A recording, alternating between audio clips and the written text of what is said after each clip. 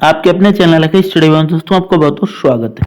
दोस्तों आज मैं आपके लिए बिहार स्पेशल हिंदी व्याकरण क्लास लेके आऊँ दोस्तों, जो आपके बिहार बीपीएससी टीआर 4.0 के लिए बहुत ही इंपॉर्टेंट रहेगी। साथ ही दोस्तों इसकी फ्री पीडीएफ हमारे टेलीग्राम ग्रुप से जो होकर डाउनलोड कर सकते हैं। तो आइए वीडियो को शुरू करते हैं। वीडियो को अंत तक देखिएगा दोस्तों, क्योंकि आपके एग्जाम के पर्पज से ये बहुत ही इंपॉर्टेंट क्लास रहेगी। तो आइए वीडियो को शुरू करते हैं। पहला क्वेश्चन हमारा, हिंदी में ध्वनियां कितने प्रकार की होती हैं? हिंदी में ध्वनियां हमारी दो प्रकार की होती है। कितने प्रकार की होती हैं? दो प्रकार की होती हैं। ऑप्शन हमारा ए वाला राइट आंसर हो जाएगा दोस्तों। कौन कौन सी होती हैं दोस्तों? पहली हमारी होती है दोस्तों स्वर। पहली क्या होती है? स्वर दोस्तों, ठीक है। और दूसरी होती है व्यंजन। दूसरी कौन सी होती है? व्यंजन, ठीक है।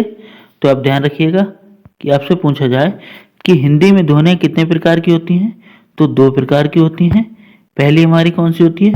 पहली हमारी होती है स्वर, दूसरी हमारी होती है व्यंजन। राइट आंसर लगाएंगे हम ऑप्शन ए को, इज द राइट आंसर। मात्रा के आधार पर स्वर कितने प्रकार के होते हैं? अभी यानी हमने जो बताया स्वर और व्यंजन, तो इसमें स्वर पूछा गया है कि मात्रा के आधार पर कितने, क्या के आधार पर? मात्रा के आधार पर। तो मात्रा के आधार पर स्वर जो हमारे तीन प्रकार के होते हैं। कितने प्रकार के होते हैं? तीन प्रकार के, यानी ऑप्शन बी वाला दोस्तों। कौन सा? ऑप्शन बी हमारा राइट आंसर हो जाएगा। तीन प्रकार के कौन कौन से होते हैं आइए बताता हूं मैं आपको। पहला, दूसरा और तीसरा। पहला हमारा होता है ह्रस्व। पहला दोस्तों कौन सा होता? ह्रस्व स्वर। पहला हमारा होता है ह्रस्व स्वर दोस्तों, ठीक है, ध्यान रखिएगा, ह्रस्व स्वर। दूसरा हमारा होता है दीर्घ। दूसरा कौन सा होता है? दीर्घ स्वर, ठीक है। तीसरा होता है हमारा विलुप्त। कौन सा होता है? विलुप्त, ठीक है। तीन होते हैं, ह्रस्व, दीर्घ और विलुप्त। ये तीन प्रकार के स्वर होते हैं। हर स्वर वे होते हैं जिनमें कम समय लगता है, जैसे आ ई ई उ, आ ई उ, ये ह्रस्व स्वर होते हैं, ठीक है। दीर्घ स्वर वे स्वर होते हैं जिनमें बोलने में थोड़ा दोगुना समय लगता है, जैसे आ ई उ, इनमें क्या लगता है? दो गुना समय लगता है, ठीक है। ये दीर्घ स्वर। विलुप्त स्वर क्या होते हैं? जिसमें और अधिक भी समय लगे, यानी तीन गुना, जैसे ओम, हे राम, ठीक है। तो ये हमारे कौन से? विलुप्त होते हैं, ठीक है। ह्रस्व, दीर्घ और विलुप्त, ध्यान रखिएगा, ठीक है। आगे हमारा क्वेश्चन है, जीवा के आधार पर स्वर के कितने प्रकार होते हैं? अब आपसे पूछा गया जीवा यानी जीव। जीव मीन्स जीव के आधार पर, किसके दोस्तों? जीव के आधार पर स्वर कितने प्रकार के होते हैं? तो जीवा के आधार पर स्वर हमारे तीन प्रकार के होते हैं। कितने प्रकार के होते हैं? तीन प्रकार के होते हैं। ऑप्शन बी दोस्तों। कौन सा? ऑप्शन बी हमारा राइट आंसर हो जाएगा। कौन कौन से होते हैं आइए देखते हैं। पहला हमारा होता है अग्र स्वर दोस्तों। कौन सा होता है?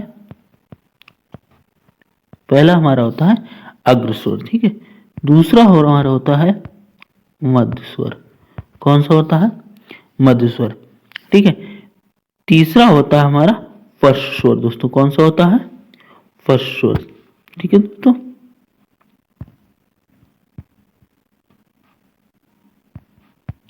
स्वर, ये तीन प्रकार के होते हैं, ठीक है। यानी जो अग्र आगे से बोले जाते हैं, कहां से बोले जाते हैं? आगे से, जैसे ई, अ, ई, ठीक है। मध्य आ, ठीक है, इस तरीके से अय पश, ठीक है, ध्यान रखिएगा।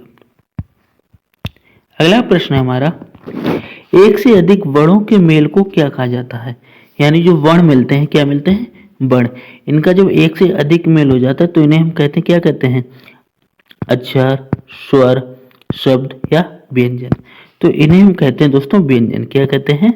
व्यंजन, ठीक है। क्योंकि स्वरों के मेल से ही व्यंजनों का व्यंजनों की उत्पत्ति हुई है।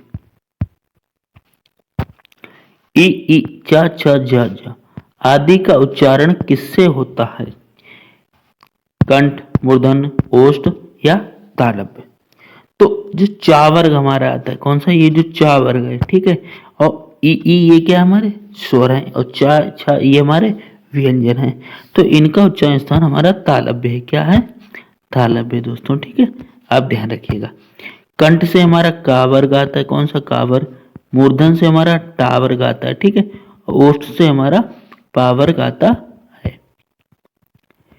भिन्नात्मक उच्चारण से होता है, यानी भिन्नात्मक उच्चारण से होता है, और जो व्यंजन के उच्चारण में सहायक होता है उसे हम क्या कहते हैं, उसे कहा जाता है स्वर। क्या कहा जाता है, स्वर। यानी व्यंजन के उच्चारण में जो सहायता करता है उसको हम क्या कहते हैं, स्वर कहते हैं दोस्तों, ठीक है। Option A is the right answer. निम्नलिखित में से कौन सा दीर्घ स्वर नहीं, कौन सा दीर्घ स्वर नहीं है। तो नहीं पूछा गया है तो नहीं पूछा वाला हमारा हो जाएगा।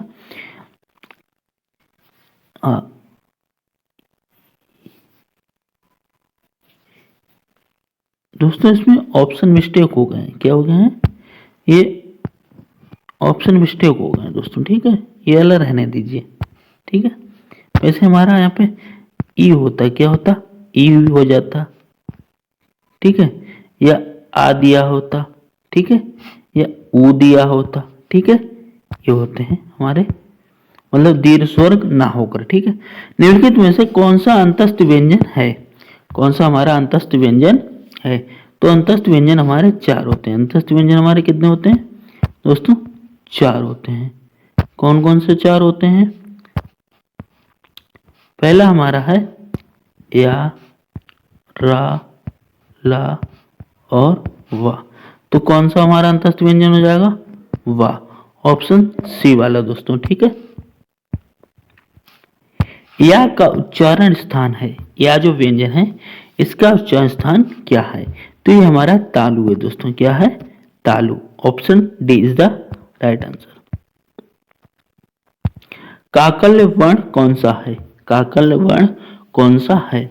तो काकल्य वर्ण जो हमारा इसके अंदर हा आता है दोस्तों। कौन सा आता है, हा, ठीक है, जिसको अंतस्थ व्यंजन भी कहा जाता है।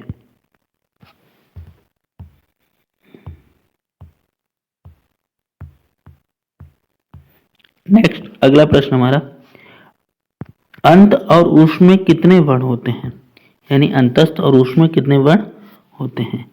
तो अंत और ऊष्म में हमारे चार चार सॉरी वर्ण पूछा गया, क्या पूछेंगे, वर्ण पूछेंगे। तो वर्ण 6 आते हैं। कितने आते हैं, 6 आते हैं दोस्तों, ठीक है। ऊष्म व्यंजन कौन सा है, ऊष्म व्यंजन कौन सा है दोस्तों। तो ऊष्म व्यंजन हमारे चार होते हैं दोस्तों। कितने होते हैं, चार। आइए मैं आपको बता देता हूं। सा, सा, सा, सा और हा। ये मेरे चार ऊष्म व्यंजन हैं, ठीक है, जो मैं आपको बता रहा हूं। मतलब ये चार हमारे क्या है, ऊष्म व्यंजन है जो हमें पढ़ाए जाते हैं, ठीक है। सा, सा, सा और हा, ये चारों ऊष्म व्यंजन के अंतर्गत आते हैं।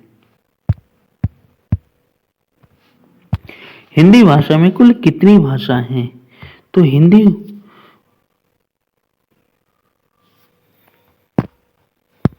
हिंदी भाषा में कुल भाषाएं नहीं है दोस्तों, यहाँ पे होना चाहिए दोस्तों। हिंदी भाषा में कुल कितने वर्ण हैं, कितने वर्ण हैं दोस्तों। तो टोटल हमारा वर्ण जो है 52 है, जिसको टोटल वर्णमाला कहते हैं दोस्तों, ठीक है। यानी वर्णों का जो पूरा समूह होता है इसको वर्णमाला कहते हैं, जिसमें 52 यानी 52 है दोस्तों, ठीक है। जब एक ही ध्वनि का द्वित हो जाए तो वह क्या कहलाता है दोस्तों।